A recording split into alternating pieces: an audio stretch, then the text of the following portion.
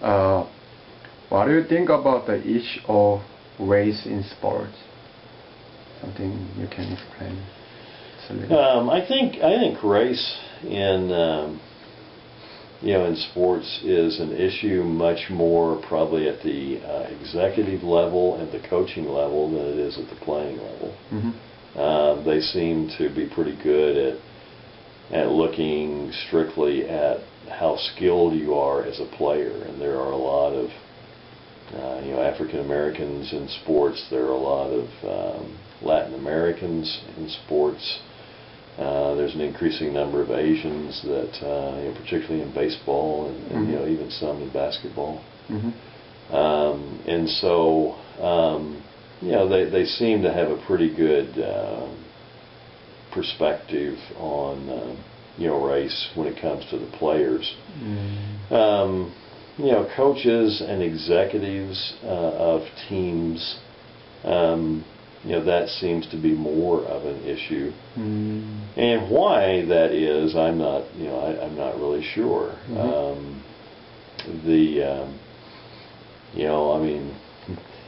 They have rules that say, for example, if you're going to hire a coach in the NFL, mm-hmm. then you are required by NFL rules to interview African American mm-hmm. candidates. Mm-hmm. And if you don't, you can be penalized. Mm-hmm. Well, unfortunately, all that does is make people interview somebody just so they don't, not because they're really seriously considering them as a coaching candidate, but just so they don't get fined. You don't have to pay a penalty, Yeah. And what needs to happen, of course, is that people look at a person's abilities, skills, that sort of thing, mm-hmm. And what race they are at. That's completely irrelevant. I think so. And so, and on the playing field, I think I think there is equality there in the coaching and in the at least especially the head coaches, uh-huh. and in the front offices, the administrative offices. There seems to be an imbalance there. Mm. Okay. What do you think about the development of women's sport? I've not followed that much. Yeah, and you're a man. Yeah, exactly. Yeah, of course. And I've MSU's women's basketball team has they've been pretty good at several years, and so I keep track of them, kind of how they're doing and that sort of thing. And I think over the last 5 or 6 years we've been to maybe 3 games when they were in the playoffs and the tournaments, kind of thing or something. And mm-hmm. but I don't know why the interest in women's sports hasn't developed as much as it. I mean, there's definitely not the history. They haven't been playing at the collegiate or professional level. They haven't been playing nearly as long as guys.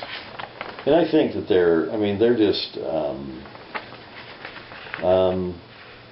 women are different than men, and just some of their, I'm not sure that they're designed as to be as good athletes generally. Mm-hmm. I mean, they have a lot of skill, mm-hmm. And some of them, just like different guys have more skill than other guys, and the same thing's true with women. But overall, the men are usually stronger. They've got just some different kinds of abilities that seems to work better for sports, mm-hmm. Than women do.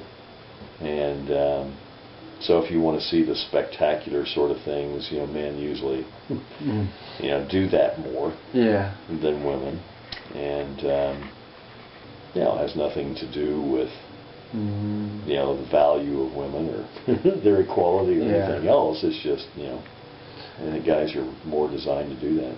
I think not a long time ago, some American women, they used to be cool and then take care of their children, so they couldn't do any sports, right? But as time goes fast, and then the man and woman, they have same position. I think so. That's why the woman sport developed. Yeah, I mean, as it developed more, as the role of women became a little less centered around staying at home and taking care of children, and as they got out into the working world more and that sort of thing, then women's sports began to develop. Yeah. But it's not near as big because their talent level usually isn't as well developed, and they haven't been doing it as long as men. Last question, just personal question. Behind you, there have a lot of baseball, and then something sign out, a signature in there. So, what's that's the MLB player or? Yeah, those are autographed baseballs. And on the second shelf, all of those squares. Those are the Indians team baseball. The team each year, each major league team signs, all the players on the team sign a baseball, and then they sell those to their team. And so there is a baseball in one of those square boxes for every year that I've had the privilege of seeing the Indians play baseball in Cleveland. And then the others are autographs of particular players. Yeah, something funny. And so, Willie Mays and Stan Musial were at a National Baseball Card show that I was at one time, and I got them to sign a baseball. And so there's a Willie Mays baseball card, and then the baseball next to that is he signed. And so all those are baseballs that I've gotten. I have tried to keep it as far as my personal collection to ones that I've had personally signed. And, so I've actually met the players that I have the autographs for, and that sort of thing. And so that's kind of neat. Thank you for interview. I'm just done with my every question, so I'm really glad that you just answered for my question. Thank you. You are welcome. Thank you.